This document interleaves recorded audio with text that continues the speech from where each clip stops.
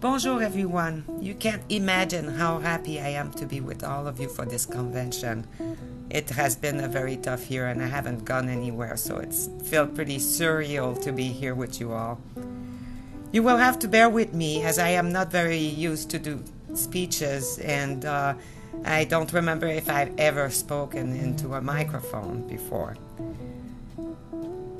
My favorite things. We all know the sound of music, and we all know that song.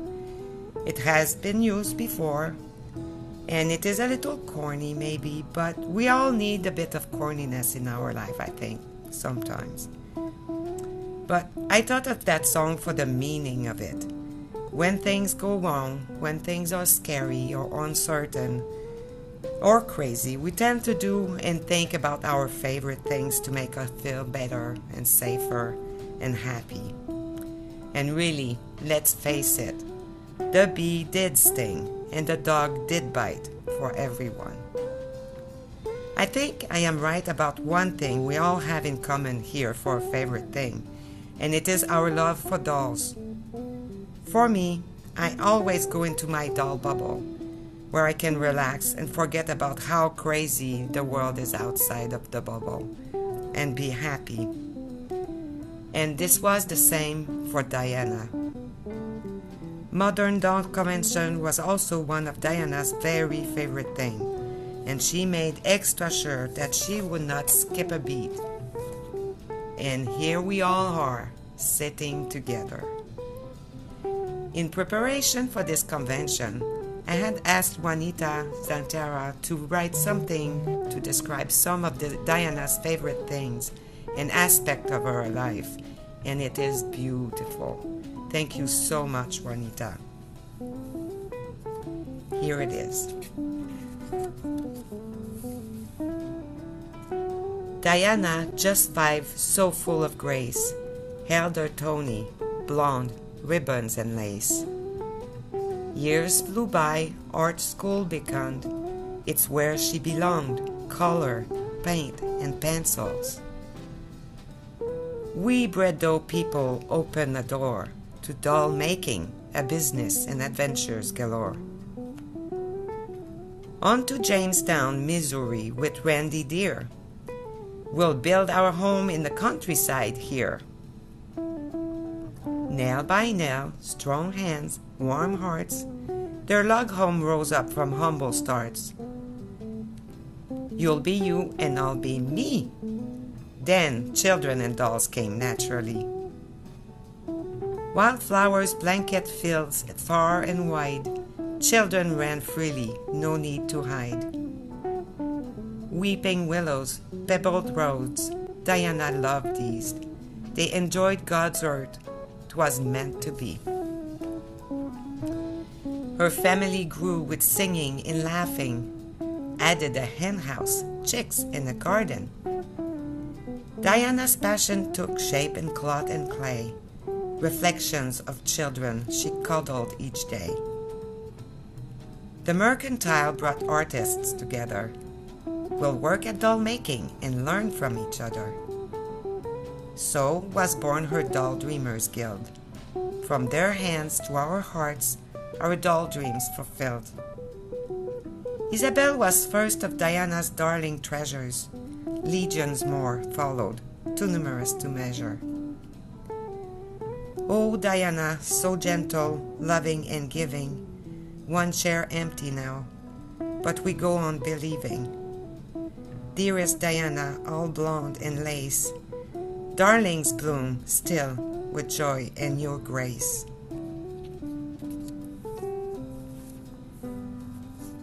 Dianna loved creating beauty, whether by singing or cooking, gardening, painting, sculpting, and she did. She loved teaching and sharing her knowledge.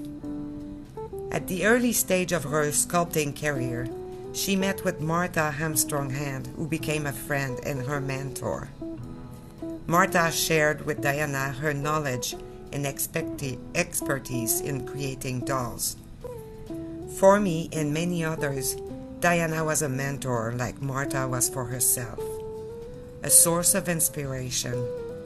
She was talented from head to toes, a fearless leader. I so much wished I had met Dianna 10 or 15 years earlier than when I did. When Dianna and I discussed about this year's convention souvenir, I asked her what she thought about creating a little darling representing her as a child. She laughed and said she thought it was a good idea. She remembered fondly of a white dress with a ruffled collar that her mother had made for her, along with a matching dress for her Tony doll. When I started designing the ensemble, I did not have the luxury of shopping in my favorite fancy fabric shop in Montreal with the borders being closed. And there were no time enough to start ordering swatches of fabric online to find the perfect fabric for the dress. So, I searched in my extensive fabric collection and came upon a bag of fabrics that Dianna had sent to me years ago. In that bag was a piece of beautiful white crinkled silk fabric. It was perfect, like a cloud, and also one of Dianna's favorite fabric. It had to be it. I focused on the dress design and made a sample and pattern to send to Liani. As long as they could produce the dresses, I knew that I could handle the embellishment and the rest of the ensemble. This gave me more time to search for the rest of the elements to finish the outfit. Nellie was a great help in helping me decide on the fabric to use for the dresses and hat sashes. And meanwhile, in Jamestown, Jerry searched for a perfect little darling, painted by Dianna, that looked like herself as a child, and she found the perfect one to send to Liani for the model. So, a Dianna child darling, wearing a dress that reminds us of her childhood dress, with a bit of upcycling and refashioning to make it fit with my favorite theme song. While Dianna and I were talking about this project, I stopped and asked, "Dianna, what would you like to say to everybody?" And she replied, "Oh my gosh, I don't know." And then she said that I wish everyone the very best. And then nonchalantly she added, "Who knows, one of these days we'll be sitting all together again, playing with dolls." I hope that you enjoyed this little Dianna child darling. She was created with love. Thank you.